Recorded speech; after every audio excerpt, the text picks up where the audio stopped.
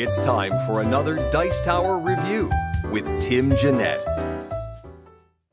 Hey everyone, this is Tim Jennette the Metal Meeple, and in this video we're taking a look at Rollers Deluxe, published by USAopoly in 2017. It's for 2 to 6 players. It doesn't have a publisher's recommended time, and the designer and artist are uncredited. I will say it takes, I don't know, 30 to 45 minutes maybe, depending on the number of players. Sometimes it's a little bit longer, just depending. So anyway, the game is basically casino style, you know, themed and everything. You've got a player board, in which case you're rolling 6 dice in a Yahtzee style, where you get to roll them 3 times to keep what you want. And you're trying to roll multiples of the same number. So you need 5 5s, you need 3 3s, etc. And you're trying to open up slots on your board so that you can close them. At the same time, you're trying to collect poker chips from other players. And it's basically, you get points. You can score up to 3 points in a round, and the first person to 5 is the winner. So let me show you how the game plays, and we'll come back and I'll tell you what I think.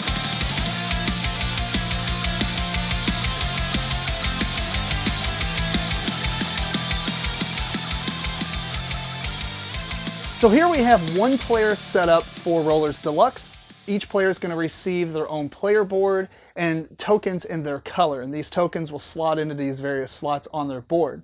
You also get 10 of these green 5-point chips and 5 of these white chips as well. Then you're ready to begin. One player is going to start the game. They're going to get the 6 dice. It is worth noting that the greens all have on their 6th spot a star. This is a wild that you can determine later at the end of your rolling. And then the red has a lightning bolt. That simply means you can't save any dice that turn, but dice that you saved from previous rounds are still okay. What you're trying to do, you get to roll 3 times. At the end of each roll, you get to save what you want. You can change it out. You're trying to get 5 5s, 4 4s, 3 3s, 2 2s, or 1 1 to open a section. And then you're trying to close each section.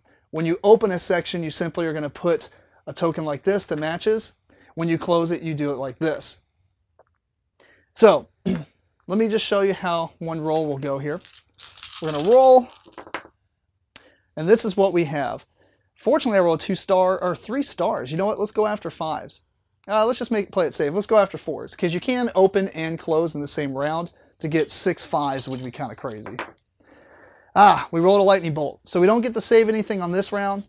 Our third roll, we've got another 4, and we got some 2s. So in this case, since I've rolled all 3 times, I get to now apply the dice results. My 4 4s, I can spend them to open this. My 2 2s, I would open this. That would be the end of my turn. Now let's say it comes back to me. I need a single 4 or a single 2 in order to close them. And let's just pretend this is what my roll was like, because there is one more thing you can do. And let's see, let's go after 3s, even though we only got 1. Oh, can't save anything, got a lightning bolt. Alright, so we got a star, we got a 5, we got a 2. So this roll is this is not bad. I'll show you why. So we got 3 3s. We can open this section. We don't have another 3 to close it, but we do have 2 2s. If you roll dice and you've got it closed, you can spin those dice to collect poker chips from the other players. So in this case, we would collect, and it's worth its face value. So 2, 4. We're going to collect $4 from every player that does not have the 2 slot closed. If they have it open, that's fine, but if they have it open, they still have to pay, but if they have it closed, they don't have to pay. So we would get some money, we put the chips here, we have a 5, and that's pretty much worthless for us because we can't do anything over there. Again, play is going to continue until one player completes their entire board. Once you've closed your entire board, you're going to score 2 points, and then whoever has the most money is going to collect 1 point. So you can possibly collect 3 points on one round.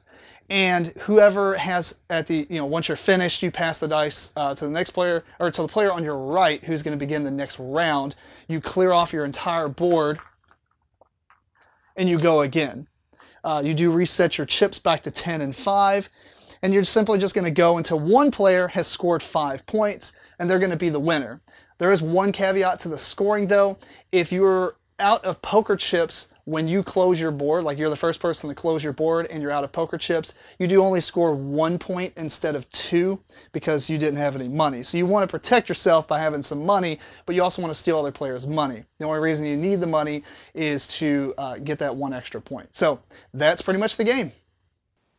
And there you go, that's Rollers Deluxe. Before we continue with my thoughts, I will give you the disclaimer that this game was provided to me by USAopoly as a review copy. The components of this game are pretty okay. The player boards do warp a little bit, or at least my copy, they have been warping a little bit up. Kind of bend them back or whatever. The dice are really nice. The poker chips are cool. The little player components are interesting that they're not double-sided. It just kind of makes it annoying when you dump them out of the bag. All that's kind of here nor there. It is a mass market game kind of, so it's kind of, some of that is forgivable, or at least in the sense that it's common. So let's just get right to the gameplay though. The first thing I'm going to start with is the lightning bolt is unnecessary. I do not like it. I feel like the game is already luck-based and pressure luck, or luck-based, and you're trying to roll 3 times, keep what you want. So you're already at the whim of what the dice rolls are. To roll a lightning bolt on a really awesome roll and just not be able to keep any of that except for stuff you already had, that just makes no sense to me in a game that's all about luck. If it was a pressure luck style game, that would make more sense because you're pushing your luck and you have more chances to roll that, so I get it. But this is not a pressure luck style game. I don't like that lightning bolt at all. The wilds are pretty cool. I think they're kind of necessary in the way that the game plays out. So, but anyway, that lightning bolt, it doesn't really kill the game for me, but it can make some playthroughs very irritating for somebody at the table. The poker chips are cool. Like I said, I mean, they're neat that they're in the game, but they kind of feel tacked on in some way because you're trying to get all this money from everybody to get 1 point. Obviously, you want to have some chips. You at least just have to have 1 chip to score max points at the end of the round if you're the one who closes your board. Otherwise, I feel like the poker chips are kind of just not really necessary. It's just one small way to get extra points. It would have been cool if they had some other way that you can use these poker chips, maybe to like re-roll dice and things like that. Not just whoever has the most gets 1 point, or maybe make it like a tiered system. Whoever has the most, and then second most, third most, etc. Otherwise, I think it's a huge component with a very little payout as far as gameplay is concerned. The game has a lot of downtime if you're playing with the 6 players, the 5 and 6 players. I kind of like it more of like the 3 and 4 player range. 4 players is good. Once you hit that 5 and 6, I mean, there's nothing you can do outside of your turn. So it just gets to the point where you're like, okay, not that every player's turn is long, but when you start getting payouts with the collection, it can be kind of annoying because you're like, all right, you paying me anything? You paying me anything? Etc. Etc. So it's whatever. Now, it might sound like I'm completely trashing this game, obviously, because I'm not saying a lot good about it. I will say, though, it is a decent mass market game.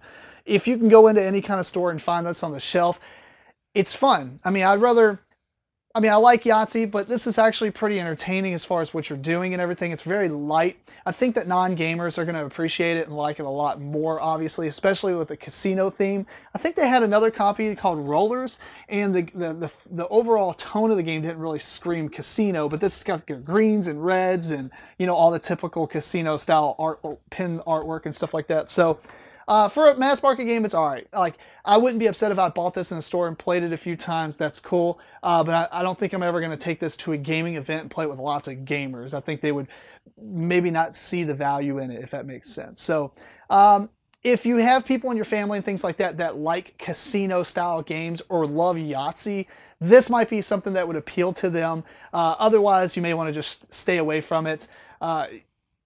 You know, I like it, but I have a lot of family members, especially my mom and my immediate family, who like these style games, so it makes sense for me to have it.